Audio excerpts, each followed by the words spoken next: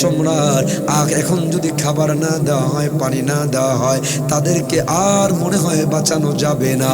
এবার রোমের সম্রাট জেলারকে বলে, যাও যাও কিছু শুকুরের মাংস আর মদ মিশানো পানি নিয়া মুসলমানদের সামনে পেশ করো এবং তাদেরকে বলে দিবা এটা শুকুরের মাংস আর এটা মদ মিশানো পানি, এটা ছাড়া আর কোনো খাবার তোমাদের জন্য নাই। যদি বাঁচতে চাও এই হারাম খাবারগুলোই তোমাদের গ্রহণ করতে হবে। ভাইয়ারা, জীবন বাঁচানোর জন্য যদিও হারাম খাবার ততটুকু খাওয়া যায় যতটুকু খাইলে জীবন বাঁচে, কিন্তু অবস্থা লক্ষ্য করেন। জেলার বর্ণনা করেন যেই সাহাবায়ে কেরামের জবান চলছিল না, চোখের পাপড়িগুলো নড়ছিল না, হারাম খাবার সামনে আসার পরে সিংহের ন্যায় ক্ষুধার্ত বাঘের ন্যায় তারা গর্জে উঠল। তারা ডাক দিয়া বলে, ইয়া কিলাবার রুম, এ রুমের কুত্তারা খাবারগুলো সরায় ফেলো। একটা মুহূর্ত যদি আরাম খাবার সামনে রাখো, লাথি মেরে খাবার ফেলে দিব, মরে যাব। হারাম খাবার আমাদের পেটের ভিতরে ঢুকতে পারে না। আমার ভাইয়েরা, রোমানদের সাথে যুদ্ধ হয়। যুদ্ধের ময়দানে রোমান সম্রাট ঘোষণা করে দিল, যুদ্ধের ময়দান থেকে কিছু যুবক সাহাবাদেরকে গ্রেফতার করবা, আমি পরীক্ষা করব। আমার ভাইয়েরা, যুদ্ধের ময়দান থেকে 50 জন যুবক সাহাবায়ে কেরামকে গ্রেফতার করা হলো। হাতের ভিতরে বেরিয়ে পড়া, পায়ের ভিতরে বেরিয়ে পড়া ওই 50 জন সাহাবায়ে কেরামকে রোমান সম্রাটের দরবারে হাজির করা হলো। হাতে বেরি, পায়ে বেরি, গলার ভিতরে বেরি। রোমের সম্রাট বলে, হু ইজ ইউর লিডার? তোমাদের নেতা কে?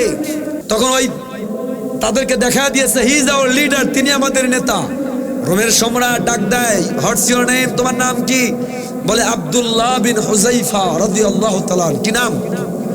আব্দুল্লাহ বিন। তখন রোমের সম্রাট আব্দুল্লাহ বিন হুযায়ফারে ডাক দেয়, বলে, আব্দুল্লাহ, আমি তোমার একটা প্রস্তাব দিতে চাই। তুমি যদি এই প্রস্তাবটাকে মানো, তোমার লালে লাল করে দেওয়া হবে। কি প্রস্তাব? বলে, আমার একটা সুন্দরী মেয়ে আছে, বিশ্ব সুন্দরী। তুমি যদি তোমার ধর্ম ছেড়ে আমার ধর্ম গ্রহণ করো, গোটা রোম সাম্রাজ্যের অর্ধ সাম্রাজ্য তোমার নামে লিখে দিব এবং আমার মেয়েরে বিয়ে দিব, সুন্দরী মেয়েটারে। আমি মরার পরে গোটা রোমের সাম্রাজ্য হবা তুমি। কত বড় রোমাঞ্চকর প্রস্তাব!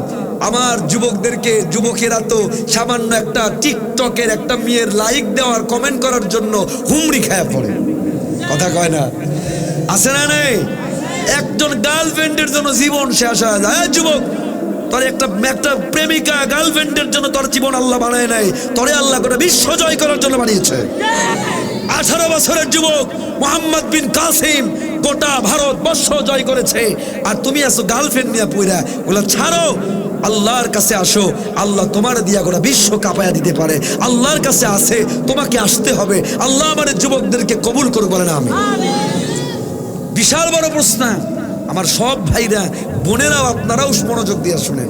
আব্দুল্লাহ বিন হুযায়ফা এই প্রস্তাব শুনে শরীরের পশম দাঁড়ায় গেছে। রোমের সম্রাটকে চিৎকার দিয়ে বলে, ইয়া কিলাবার রোম, এ রোমের কুত্তা, মুখ সামলে কথা বল, আর একটা যদি ঈমান নিয়ে কথা বলোস, তোর জিহ্বা টান দিয়ে ছিঁড়ে ফেলবো। আল্লাহু আকবার। হাতের ভিতরে বেরি পদাব, পায়ের ভিতরে বেরি, গলার ভিতরে বেরি পড়া, ওই অবস্থায় ঈমানের কি হালাত! রোমের সম্রাট কল্লা ফেলে দিত, কিন্তু পরীক্ষা করতে চায়। আমার ভাইয়েরা, রোমের সম্রাট বলেন, জেলারকে অর্ডার দেওয়া হলো, জেলার, এদেরকে ধরো, এদেরকে ধরে জেলের ভিতরে বন্দী করে দাও। এদেরকে ছাড়বা না যতক্ষণ পর্যন্ত না এদেরকে খাবার দিবা না, পানি দিবা না। একজন ডাক্তার নিযুক্ত করে দেওয়া হলো। ডাক্তারকে বলা হলো, যাদেরকে খাবার বন্ধ, পানি বন্ধ, যখন দেখবা খাবার না দিলে, পানি না দিলে আর বাঁচবে না, তখন আমাকে ইনফর্ম করবা।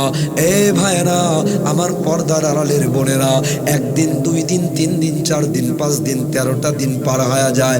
13টা দিন পার হওয়ার পরে এই সাহাবাদের অবস্থা এমন হয়, এত ক্ষুধার্ত তৃষ্ণার্ত, মারা যাবে যাবে অবস্থা, চোখের পাপড়িগুলো তারা নাড়াতে পারে না, ঠোঁটগুলো নাড়াতে পারে না, কথা বলার কোনো শক্তি নাই, হাতটা উঁচু করার মতো শক্তি নাই। জেলার এবং ওই ডাক্তার রোমের সম্রাটকে গিয়ে বলে, এ সম্রাট, এখন যদি খাবার না দেওয়া হয়, পানি না দেওয়া হয়, তাদেরকে আর মনে হয় বাঁচানো যাবে না। এবার রোমের সম্রাট জেলারকে বলে, যাও যাও, কিছু শুকুরের মাংস আর মদ মিশানো পানি নিয়া মুসলমানদের সামনে পেশ করো এবং তাদেরকে বলে দিবা এটা শুকুরের মাংস আর এটা মদ মিশানো পানি, এটা ছাড়া আর কোনো খাবার তোমাদের জন্য নাই। যদি বাঁচতে চাও এই হারাম খাবারগুলোই তোমাদের গ্রহণ করতে হবে। এ ভাইরা, জীবন বাঁচানোর জন্য যদিও হারাম খাবার ততটুকু খাওয়া যায় যতটুকু খাইলে জীবন বাঁচে, কিন্তু অবস্থা লক্ষ্য করেন, জেলার বর্ণনা করেন, যেই সাহাবায়ে কেরামের জবান চলছিল না, চোখের পাপড়িগুলো নড়ছিল না, হারাম খাবার সামনে আসার পরে সিংহের ন্যায়, ক্ষুধার্ত বাঘের ন্যায় তারা গর্জে উঠল। তারা ডাক দিয়া বলে, ইয়া কিলাবার রুম, এ রুমের কুত্তারা, খাবারগুলো সরায় ফেলো, একটা মুহূর্ত যদি আরাম খাবার সামনে রাখো, লাথি মেরে খাবার ফেলে দিব, মরে যাব, হারাম খাবার আমাদের পেটের ভিতরে ঢুকতে পারে না। এই কুড়ির ভাই, এই কুড়ির বোনেরা, আল্লাহ আপনারে 3 বেলা খাওয়ায়, আল্লাহ আপনারে ব্যবসা দিয়েছে, এত সুন্দর ব্যবস্থাপনা করেছে, তারপরেও সুদ কেন খেতে হয়, ঘুষ কেন খেতে হয়, হারাম কেন খেতে হয়? আপনাদেরকে শোনা যায়, একজন আল্লাহর রাসূল বলে, লা ইয়াদখুলুল জান্নাতা জাসাদুন গুযিয়া বিল হারাম, যেই বডিটা হারাম মাংস দ্বারা গঠিত, ওই বডি আল্লাহর জান্নাতে যেতে পারে না। কেন হারাম কাজ? এই কুড়ির ভাইরা বলেন না, আমার আপনার রিজিকের মালিক কে? আওয়াজ দিয়ে বলেন না কে? তাহলে আল্লাহ যদি মালিক হয়, হালালের মধ্যে আপনি ইক্তেফা করেন। একটা কথা শোনা দেই, হারাম খায়া কোনোদিনও শান্তি পাওয়া যাবে? জোরে বলেন না, শান্তি হতে পারে?